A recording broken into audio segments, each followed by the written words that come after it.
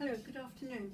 My name is Wendy Stone from Action for Involvement, and I'd like to introduce John Grant, who's a senior lecturer at Sheffield Hallam University, and Karen Perkins, who's a business and life coach.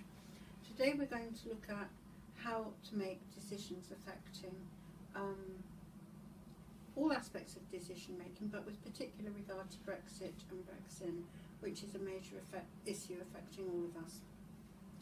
In this series of videos, we'll be doing an introduction, which will talk about the things that we'll be talking about. We'll be talking about the report that we're going to be discussing, and we'll also talk about what we'll talk about, what we won't talk about, and future scenarios. The purpose of this conversation that Karen, John and I are having is we realise that the main issue affecting all of us is how are we going to decide. When we looked at it, we came across this report,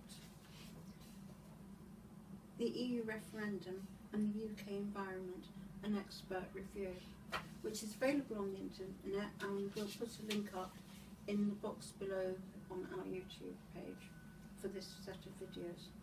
And we realised there was so much history that to talk about the history and how that's going to influence things going forward would be impossible to do in the time that we've got available.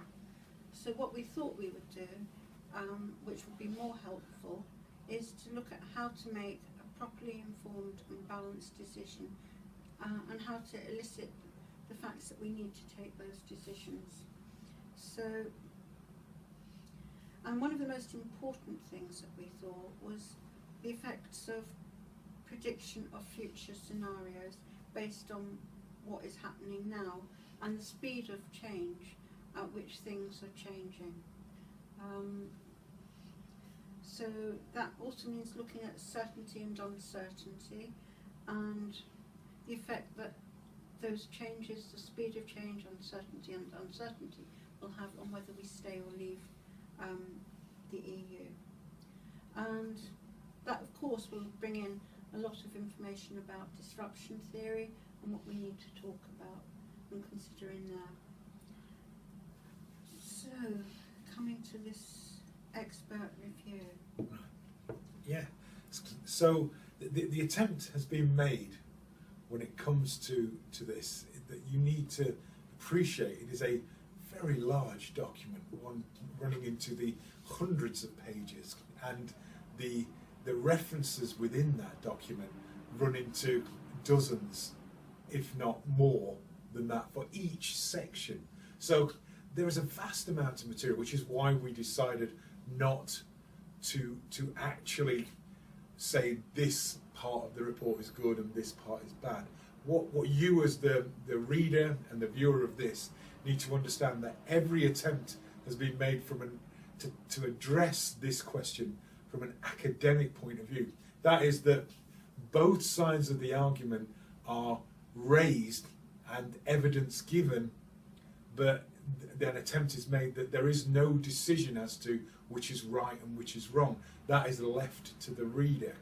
And so that's why this is called a review rather than an expert opinion on Brexit or Brexit. And once you understand that, I think this is why I believe this is such a useful tool, because you can then focus very clearly on the issues that interest you, that cross with this report, but also you need to understand what parts of the issues that are being raised, perhaps what might be argued the more emotive parts of this question, are not included by this. This issue of ethics really is not included in this. And so, you know, from our point of view, I mean, the things that are not covered in this, and that we're not going to really be talking about, this is something that you have to have a serious amount of self-reflection on. You know, are the issues of immigration, which is often seen as being the key question as to Brexit or Brexit, and actually, when looking at the evidence here, that is caged in legal questions that you can find the answer to it really isn't a debate. It's whether or not you agree or disagree with actual policy. That's not an unknown. So, What are the other issues? So we had migration, emigration, emigration, so leaving, and sovereignty, culture, and ethnicity, and race. And we decided that none of these issues were although race is an issue, it comes under the heading of the Human Rights Act. So we can look at the Human Rights Act, but in terms of race as a subject in its own right, which is a major issue and major topic, that's something that this review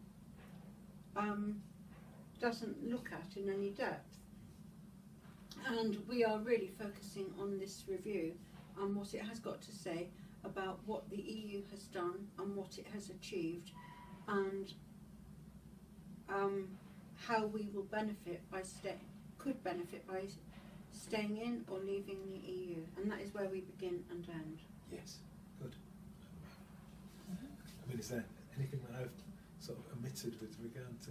No, I think it's setting out the landscape, how it is now, and then different scenarios on how it could be, so you can have an informed decision backed by academic research, which just gives some context to it.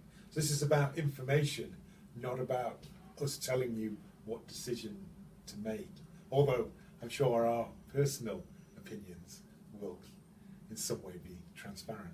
And it is difficult to find just unbiased information, which was why this is quite appealing to have a look at. And it also throws a light on the sorts of issues which you may think you would be voting on, but actually don't count in a vote. So we stuck to the issues in there. So when you say don't count in a vote, what do you actually mean by that?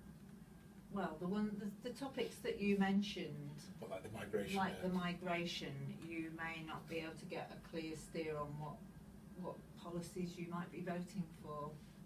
They're already set in. We know that if we're in, free movement is one of the core tenets. If we're out, movement in and out of our country is still one of the core tenets of our democracy.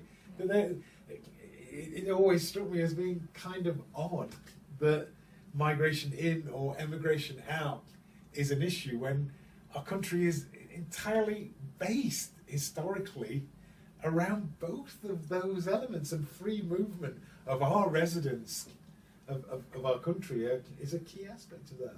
And that's true, and we're going to move on to how we can help people reach their own conclusions based on the issues that we're discussing.